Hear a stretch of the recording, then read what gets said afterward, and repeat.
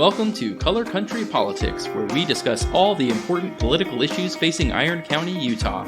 Our guests include elected officials and community leaders in or representing Iron County. This is episode 22, Council Candidate Forum, Stephanie Flores, Cedar City. And welcome back to Color Country Politics. Thank you for joining us. We are excited to continue our series on local candidates running for municipal office. And today we're really excited to have Stephanie Flores with us. She is a candidate for Cedar City Council. As you know, we're asking all of our candidates the same questions. Stephanie may or may not have watched the previous podcast. So anyway, we're glad you're here. Thank you for coming in. Well, thanks for having me. And let's just, I didn't introduce us. I'm Jennie Hendricks. I'm Jesse Harris. So now let's jump right in. Stephanie, first question, tell us about yourself. So I grew up here in Cedar City. I actually went to Cedar High. That's where I met my former husband. I'm divorced now, but I met him at Cedar High, and I graduated from Canyon View. That was back when Canyon View was just started and the town got split in two. So, half of us went to Canyon View and I was one of those. So graduated from Canyon View in 99. I went to SUU and I got a bachelor's degree.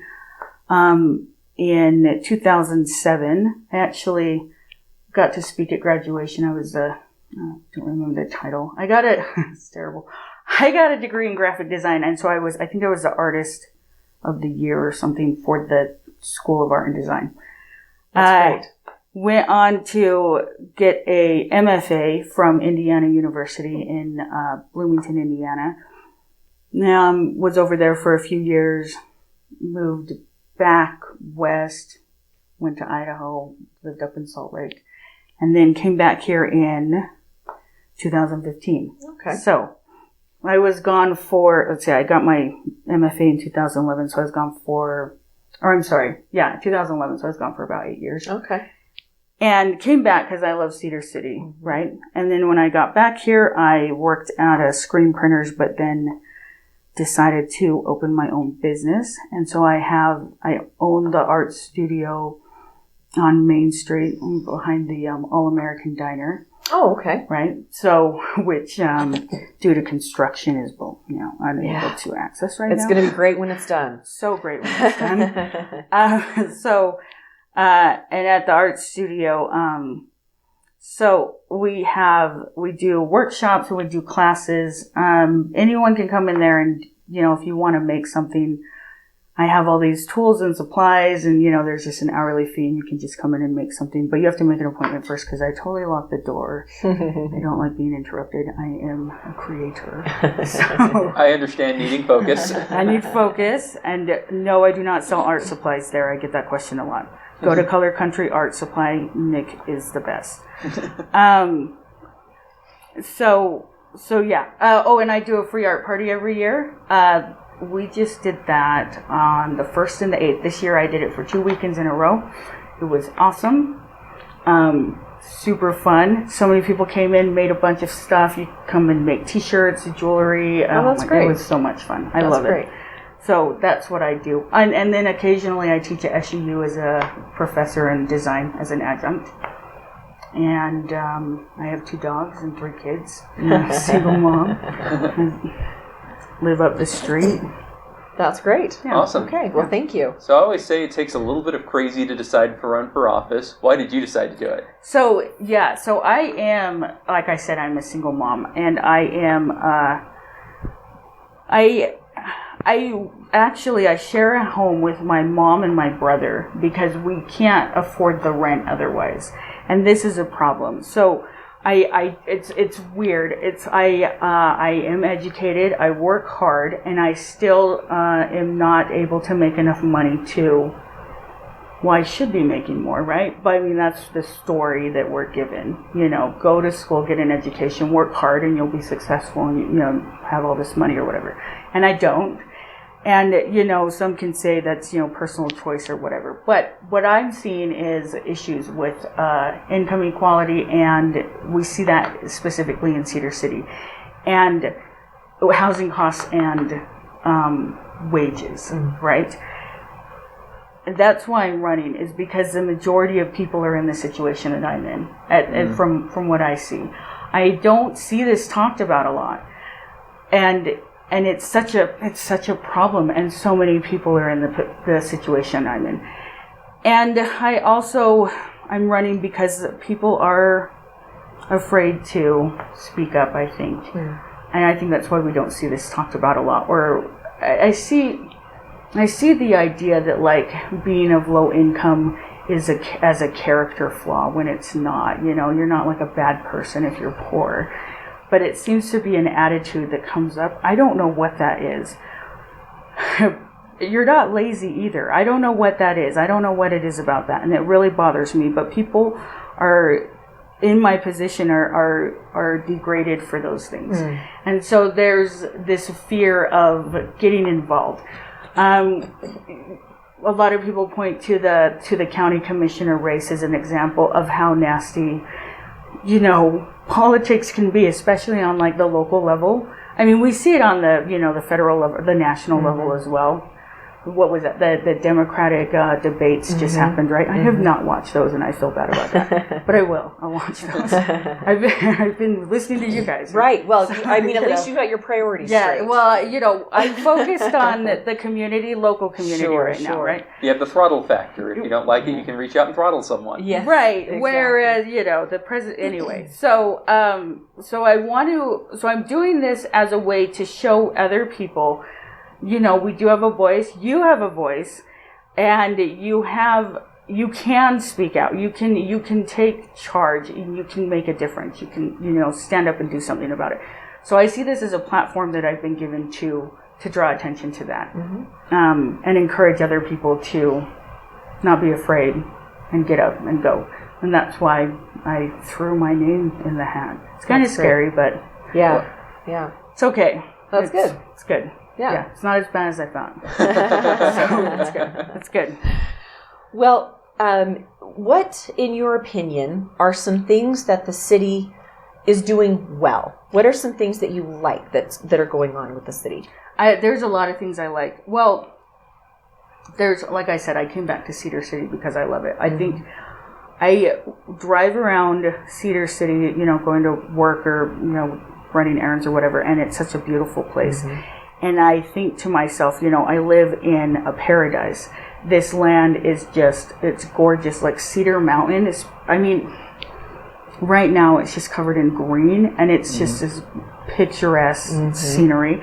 But it's the same in the wintertime when it's covered in snow, and it's the same in the fall when it's like all the change. The only time it's not picturesque is when it's on fire. Yeah. So, you know, there's that. Yeah. Which was so sad. I'm so glad that they got that taken care of. But, so that we live in this beautiful place, and I feel so lucky to live here, and I love it here.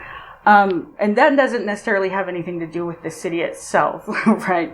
But it does in the way that the city is building, right? Which is a thing they're doing well and not doing well at the same time. It's kind of a complicated scenario, right? But I think we've got a lot of great programs here. I think I really, as an artist, I really love the Arts Council, the things that they do right now. Today is the 28th. Yeah, today is the first day of the Art City Walk, I think is what it's called. Final Friday Walk. The Friday Final Fridays, right? Those are awesome.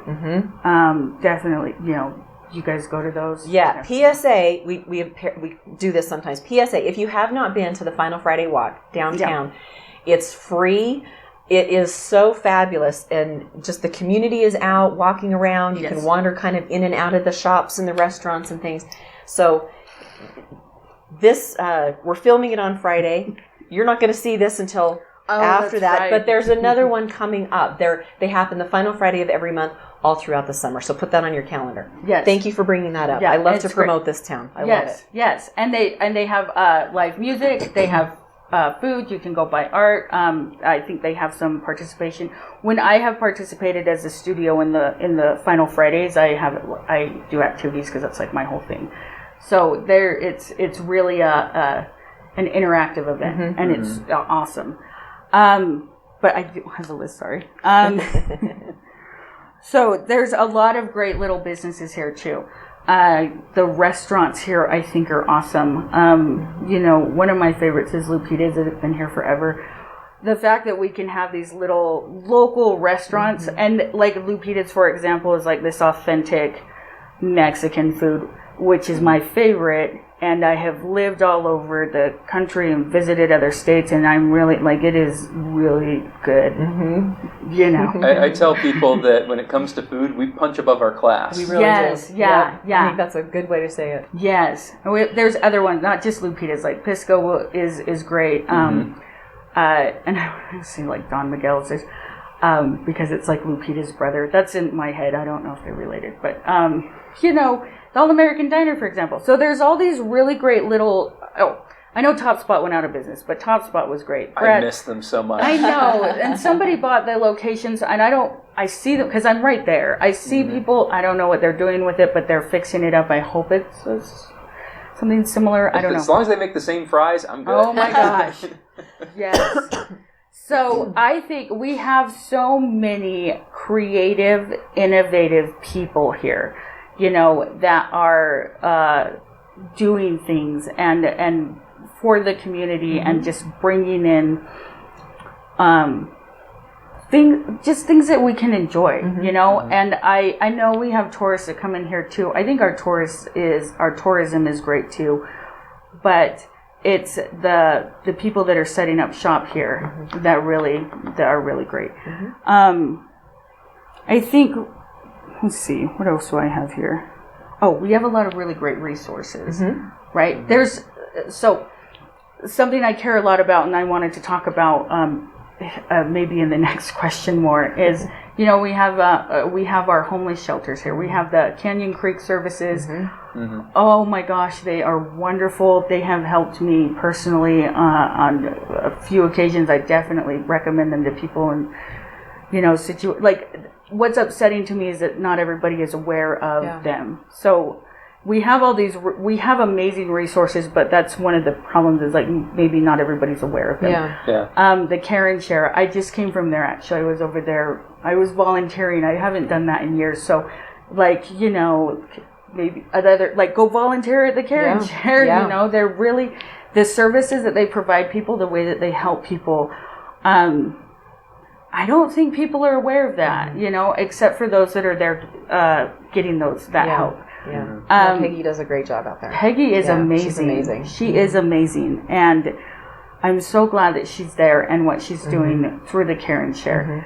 And that's another great resource that we have. And those people, I love that we have just things in place, resources in place that can help people just be better, or just move from survival into living, and both of these places do that in different ways, and they're not the only ones either. We have other places in town too. So these are things that I think are awesome in Cedar City. All fabulous. Yes, that's great. Yeah, that's great. So if we're looking at the flip side, where are areas you think the city can really improve? Oh, I have so many. No, so many. So I want to talk about housing costs and the low wages. And we have a problem, and this ties into this homelessness issue, where our rent is high. It's actually high for the state of Utah, and it's high for the nation. And Utah, I guess, is high for the nation. But, I mean, we do live in paradise, so I guess I understand that. But it's not just rent though either. It's also the cost of houses here. They're too high to buy a house here. It's above the pay grade.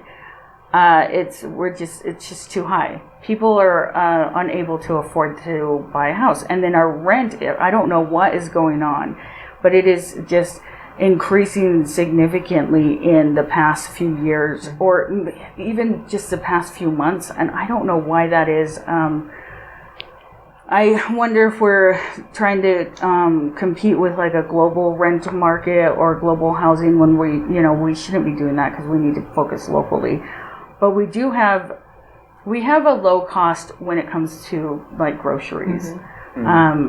And I guess we have a medium cost when it comes to medical. I think our medical average is too high, honestly. And I know that there is a monopoly on health insurance here by Intermountain Health. And that's a problem because they can just kind of charge whatever they want. That's something that I think could be, we need to bring in more, another insurance company or more insurance company. We need to just bring in more businesses so that we can have more of a competition so that people can have more of a choice, right? And I don't know that people are aware that that's an issue or not. But anyway, back to the housing. In addition to that, we have an issue with really low wages for the cost of housing. And so I think if we could reduce the cost of housing and increase the low wages where we can find a balance, I don't think it's just knocking down the cost of housing and not changing wages or increasing wages and not changing houses. I think we can balance them both. That way it's just not one is doing a big change. I think we can bring it down, find a balance somehow. With wages, that may look like just bringing in more companies that are willing to pay workers more money. So with the average rent cost in Cedar City, someone who is, I'm going to back up a little bit. Let's say the average family here is a man, a woman, so they're married and they have a family, right? So let's say a husband and a wife and a child. And the husband generally will go to work and support his family, and the wife stays home and takes care of the child. That's not everybody's household. Obviously, it's not mine, but we could probably say that's a general household here. For that man, in order to support his family, he needs to be making like $20 an hour. And we just don't see wages that high. And I know that people will argue that if you have, with more experience, with more education and so forth, that you command a higher wage. I don't have that. I have that, and I don't have a higher wage. I'm also self-employed, so maybe it's my fault. But it's what I'm paying myself. But I see that that's the statement, right? But I see also, that lends to the idea that you're not a good worker or you're not a hard worker unless you have those things. And I don't agree with that at all. I think we have a abundance of hard workers. I think we have so many hard workers here. And what we lack in is the acknowledgement of that. I think people have this idea like, well, no, $7.50 an hour is better than no money. And to me, that's an acceptance of a lower wage. I see we can do better. We can do better. We don't have to just accept the bare minimum. We deserve better, and we can do better. And one of the ways to do that, I think, is going to be bringing in companies that pay a higher wage, a more livable wage. I'm sure that there's more solutions to that than just that. It is a complicated question or problem, but that's one of the solutions I see. And I'm not sure how we could decrease the cost of housing so much. I know people want to talk about impact fees, but I am a big supporter of impact fees because they pay for infrastructure. And if we don't have impact fees, if we were just to get rid of impact fees altogether, what would end up happening, we still need that infrastructure, and so our taxes wouldn't go up.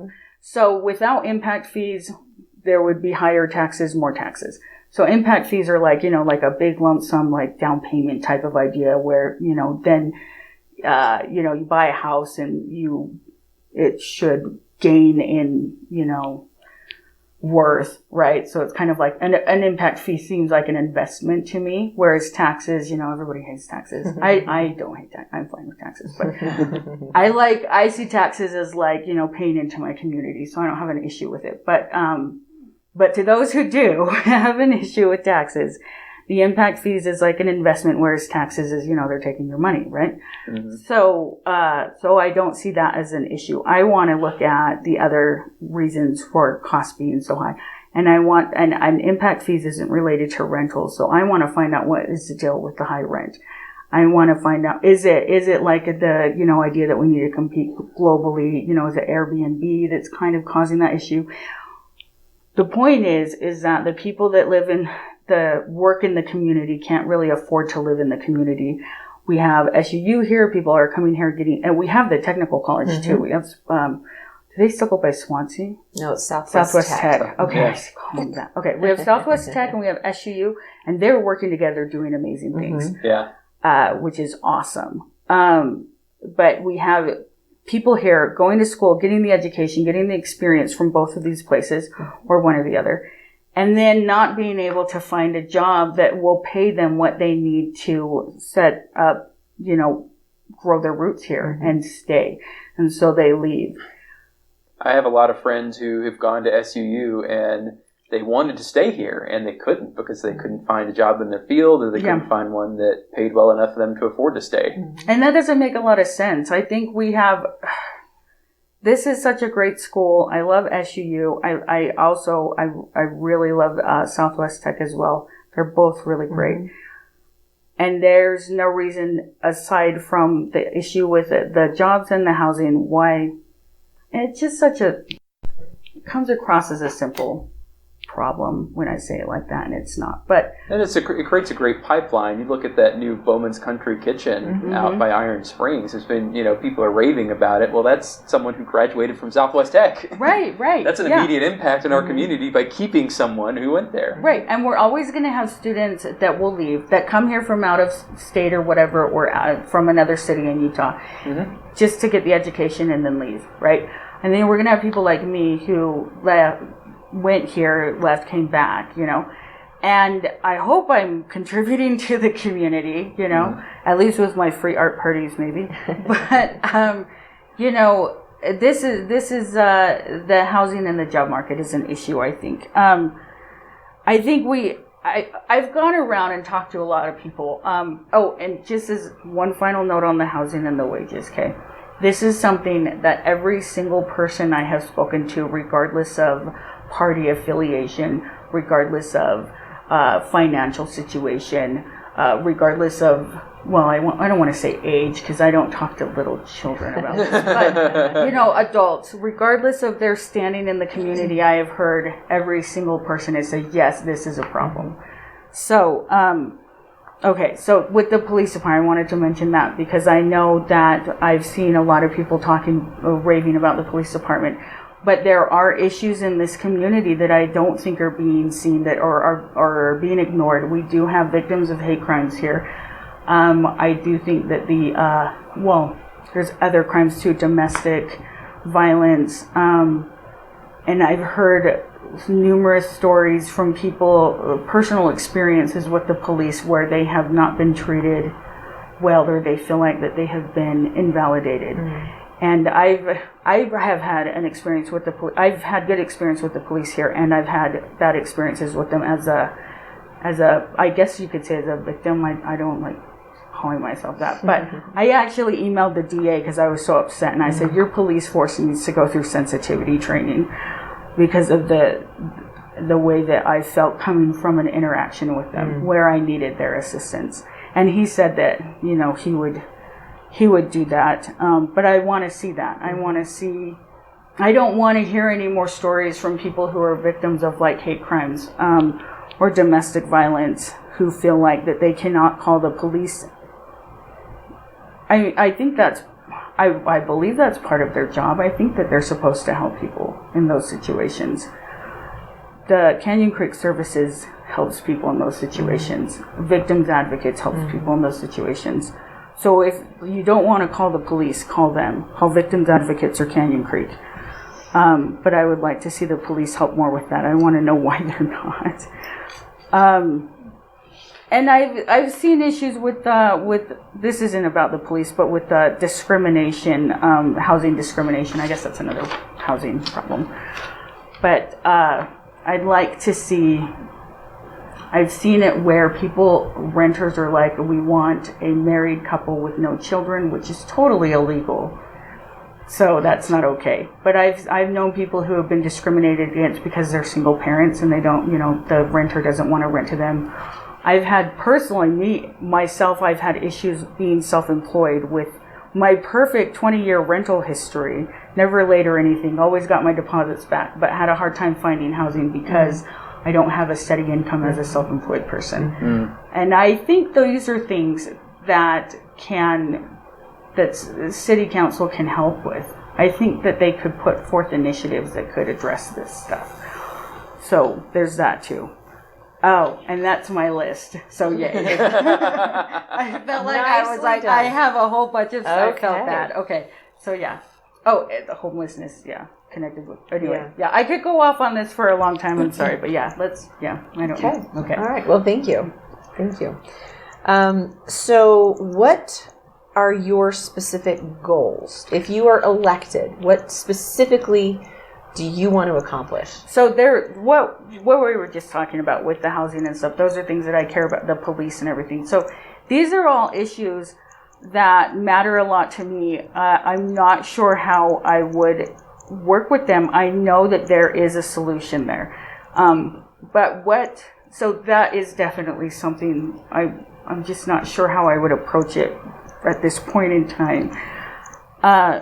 There are things that I do want to bring to the city, though, and so I wrote down things that I wanted to talk about.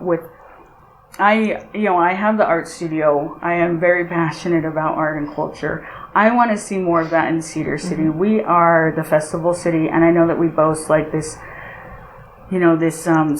space of art and culture. But I've lived at other places, and maybe to people who haven't traveled outside of Cedar City or haven't spent a lot of time outside of Cedar City would look at Cedar City and say there's a lot of art and culture here, but there's not. And I think we could do so much more. I think we could take that title and just go full force with it, I think. We do have the Ren Fair. We have the July Jamboree. I'm doing the Ren Fair as my booth if you guys want to come get t-shirts made. Fun. Super fun. I love the Ren Fair. Especially as a vendor. It's fun. Mm-hmm. But we have those concerts in the canyon. We have this, Final Fridays. We have the Heritage Center. We have, oh my gosh, they put on plays. What is it? The Children's Theater or something? Mm-hmm. Yeah. We have so many wonderful things, but I think we could do more. I want to put forth an initiative to bring more art into Cedar City. I really want to do some sort of yearly competition with the youth in the community where they go out and they paint those metal electric boxes. Do you know what I'm talking about? Yeah, there are a lot of cities that do that to spruce up the look of the town. Yeah, Phoenix and Las Vegas, right. And it's very common now, and I love it. Mm-hmm. You do? Okay, good, because I do too, and I want that to happen here. I don't know. I think other cities, from what I understand, like artists will put forth a proposal to whoever, and then they'll maybe get a grant, or I don't know how it works. What I want to do is I want it to be a community event. I want it to be something that involves especially the youth in Cedar City. So I want it to be more of a competition where the kids around town, give them something to do. Maybe they could do it as groups of kids or something, but I want to do that, and I want it to be a community organized. I want it to be promoted by the city, maybe sponsored by the city, and involve the youth in the community. And that's a big one. This has been an idea I've had for a few years that this is the first time I've talked about it on a public platform, because I've talked to other people in town about it. And I was like, how do I do this? And I was like, I'll take a proposal to the art council, and then we'll go to the city council. So I guess I'm just skipping everything and running for city council. So then I can just be like, hey, now that I'm here, let's do this. I don't know. That's how it works. I guess I have to take a vote.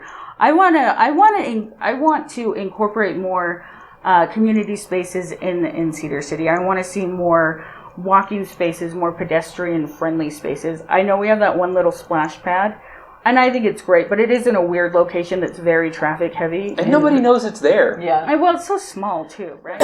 So I think we could do a bigger splash pad. I don't know where that would take place. I always think Main Street Park. It would be so great to have a splash pad right there. You look at the one they have in St. George, it is always busy. I know. I lived in I lived in Orem, and we would go to the one in Provo, and it was like magical, which is so silly to say of a splash pad, but it's the truth. So I want, but a splash pad would be one of those pedestrian-friendly locations. But I think if we had more, like downtown Cedar City, where things are more, where you walk to them and not so much drive. You know, areas where we're not driving through, that provides opportunity for community members to interact with each other, create, you know, form relationships with each other, and then just get involved in being out and part of the community. And I want to do that. And I think, what was it? It was, did you say Chris McCormick? And he was talking about that, but he said it in a different way. I want to like plug your episode because it was so good. Thank you. I just loved that episode. I listened to that and I'm just going like, yeah, you know, and I'm so thankful that he is, he's part of, you know, the city, I guess. Yeah. Well, so another PSA. So Chris McCormick is he's the CEO of the Cedar City Chamber of Commerce, and if you haven't watched the episode where Chris comes on and talks about Vision 2050, it's so fabulous. He has done so much work with Vision 2050, and I think we're going to start to see it kind of roll out a little bit later this year. From what he said. But thank you for that plug. Because if you haven't seen it, it really is a good episode to go either watch or to listen to. So it really is. It was. So I really if I were elected, I would totally support all of that. Good. So listen to the episode so you know what I'm talking about.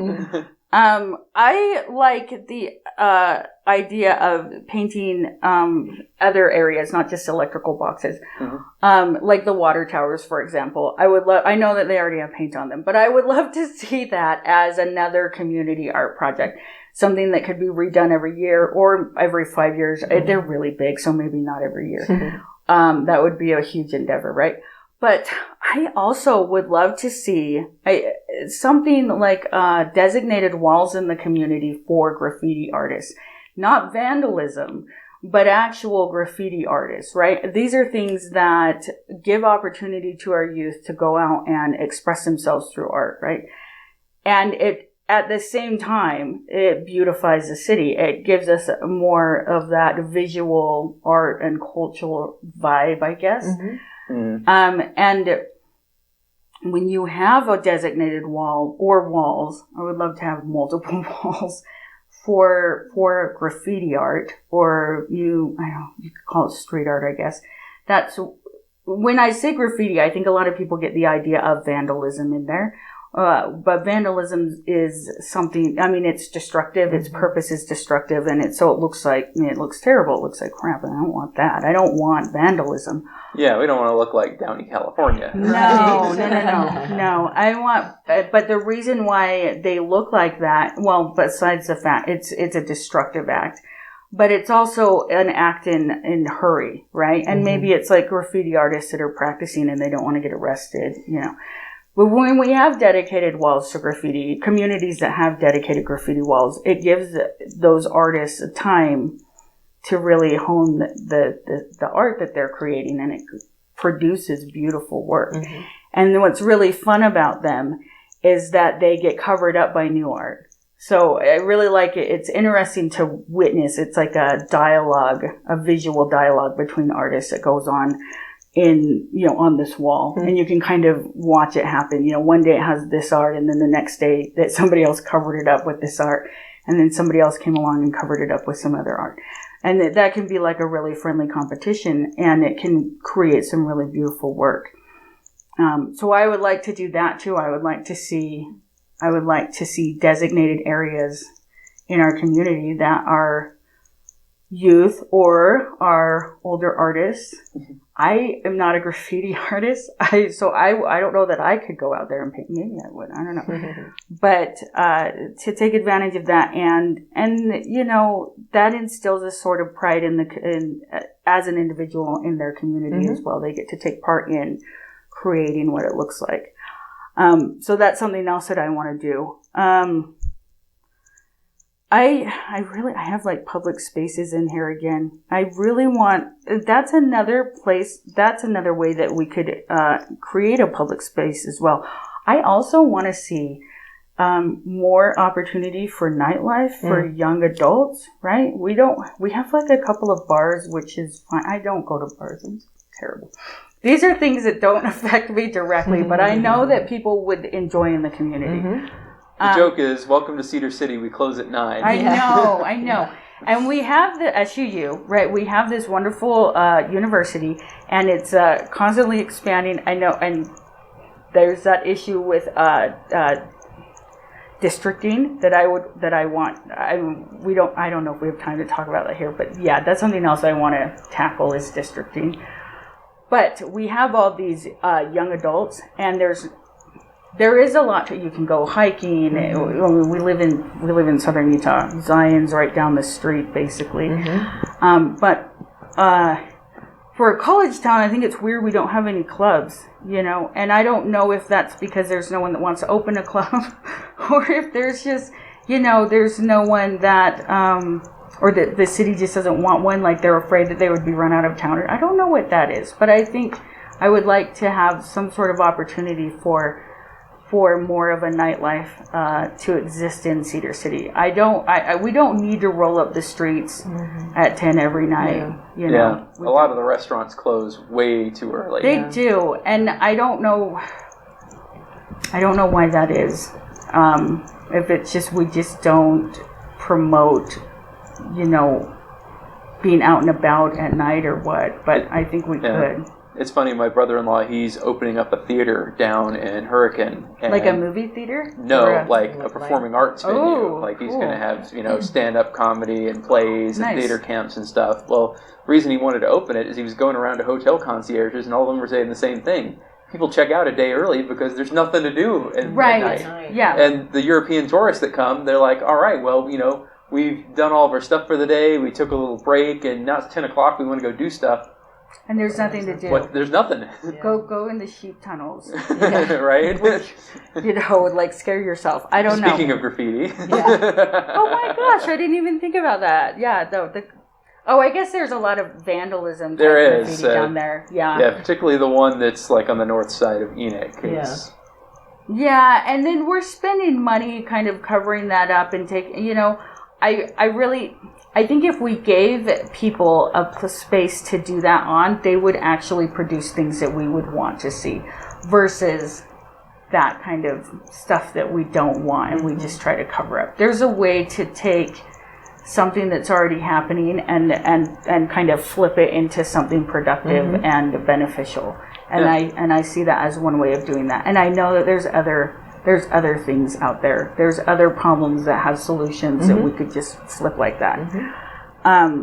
But yeah, I would like to see there be more opportunity to have some sort of nightlife here that isn't just, not that I don't support the bars or anything, I think Toads makes a pretty good burger. I think Policy Kings is awesome, and Mike's does the drag queen shows, which is so cool.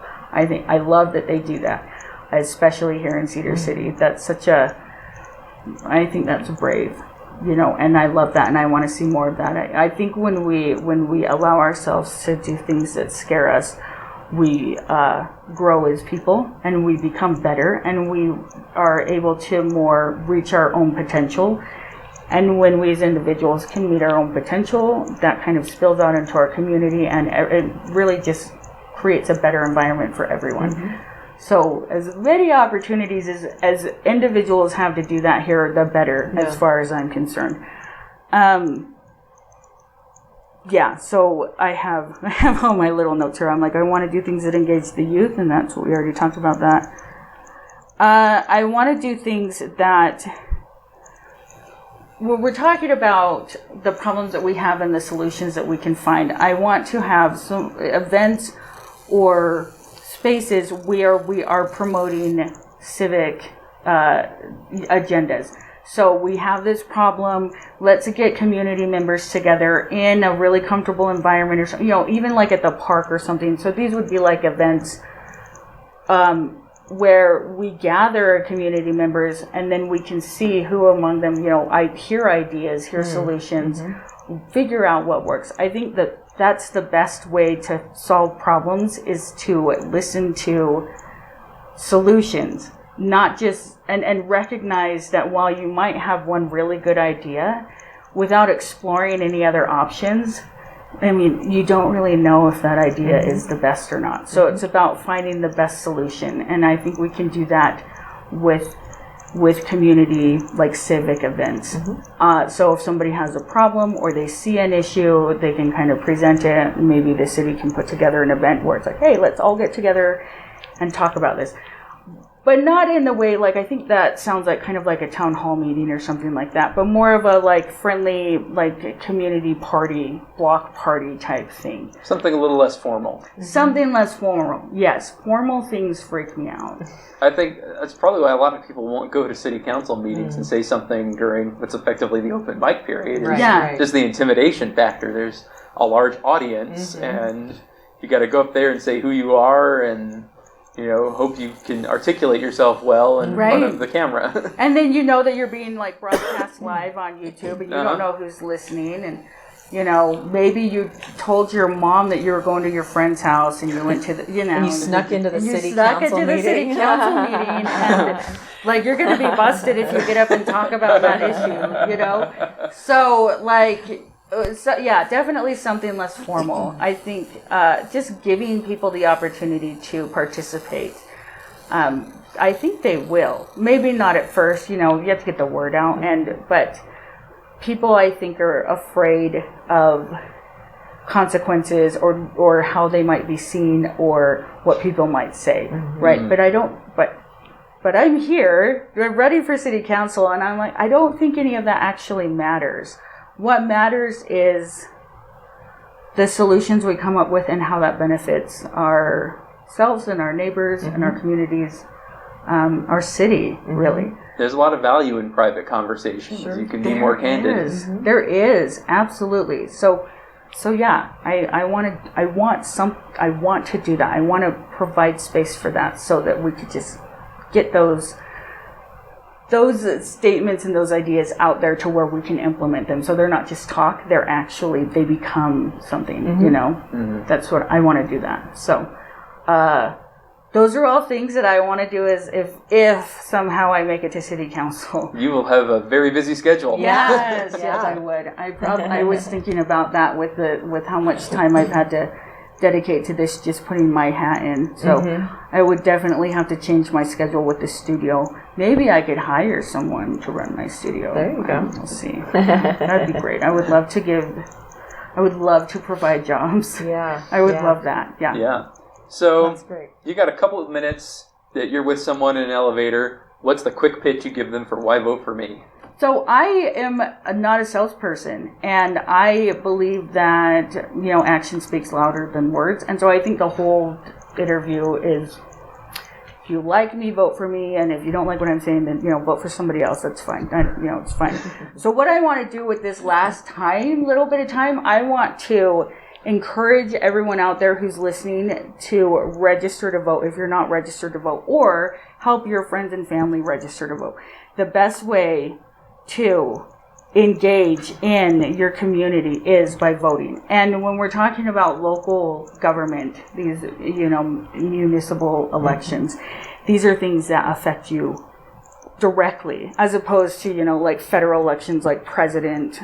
We don't feel the effects of who gets the presidency immediately like we do with something like who gets on city council. Yeah. So if you're not registered to vote, go register to vote. And if you are registered to vote, help somebody vote or register to vote. You can do that really easy by just going to vote.org. You can also go, I don't know what the Utah website is. Vote.utah.gov. Yeah. Vote.utah.gov. You can also get there from the county website, which is ironcounty.net. Yep. And if you're hesitant about voting, remember in most municipal elections here in Cedar City, there's only about 3,000 to 3,500 people voting. So it doesn't take a lot. It doesn't take a lot of people to tip an election one way or another. It doesn't. Yeah. So your voice really actually matters. Your voice actually counts. Your vote counts in this election.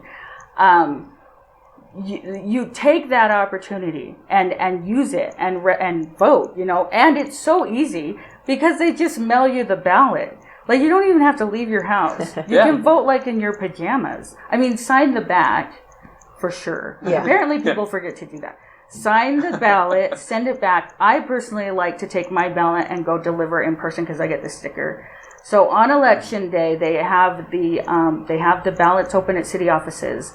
So you can take your ballot that you got in the mail and go put it in the ballot, which is what I do. The primaries is August 13th. That is a big election day for this election because it's going to narrow down the 13 candidates into 6, right? Mm-hmm. We have 3 seats. 6 of the 13 candidates will make it to the ballot for November. Mm-hmm. So if you like someone and you want them to win or get on the council, make sure you definitely vote in the primaries. Register online. I think if you register online a week before the primaries, you'll get the ballot. I might be wrong about that. You might have to go vote in person. If you don't get your ballot, go vote in person. Check the website or bug Spencer Cox on Twitter because he'll usually answer. There's that. He will answer you. Yes, there's that. Yeah. He's been doing great at that. And so it's super duper easy. Just register and go vote or send your ballot back in. And I also want to remind everyone, if you turn 18 on or before election day, you can register to vote now, even though you're 17. Do that. So if your kid, register them to vote if they're going to be old enough by election day. And this is a common misconception, but felons can vote in the state of Utah. The only way that you cannot vote is if you are incarcerated. So if you plan on not being incarcerated, which hopefully all of you are, don't get arrested on election day. You can vote. You can vote if you're on parole or probation, or if you've been convicted of a felon, you absolutely can vote. I know so many people, and I've seen it on social media so many times. I wish I could vote. I wish I could have a say in this, but I'm a convicted felon and I'm not allowed to register or vote. And you can. And I checked this like 6 times before I came over here because I don't like spreading misinformation. And it's such a common belief that if you are a convicted felon, you cannot vote. And that is not the case in Utah. It is in some other states. In Vermont, you can vote regardless. They will let you vote from prison. Oh, wow. So, yeah. There you go. Never lose your right to vote. But yeah, here in Utah, you can vote unless you're incarcerated. Okay. Well, that's a good message. Yeah. I'm going to go to the jail with I hope to go to the jail and register people to vote. If I can find somebody to go with me. Okay. Plan. But yeah, register to vote for sure. I think, I'm hoping that I'm trying to get groups of people together to help me kind of like stand outside of Walmart to help people register. There's apps and stuff you can download, but yeah, so that's my spiel, I guess, to just vote. I don't care who you vote for, just vote. Just do it. It's awesome, and it really does count, especially in this election. Yeah. It really does. Yeah. So, think about who does vote, and remember, if you do, you get to cancel them out. Yes. Oh my gosh, I love that. And you get to vote for 3 people in this election too. It's not just one person. We can't vote for one person 3 times, though. Right? No. We can't do that. No. I think there's got to pick your top 3. Yeah. Oh, I think my phone's ringing. That's my Game of Thrones ringtone. Oh. Sorry, I thought I turned my phone off, but anyway. It's all good. It probably won't even pick up. Yeah. All right. Well, we sure appreciate you coming in. Yeah. Well, thanks for having me. It was very interesting to talk to you. Yeah. Thanks for giving me this amount of time. Sure. Yeah. To be here and bring up these issues that I care about. Yeah. We like to freeform. Absolutely. Okay. Yep. Good. Thanks for coming in. Yeah. Thank you too. Right. This has been Stephanie Flores, Color Country Politics, and we'll see you next time.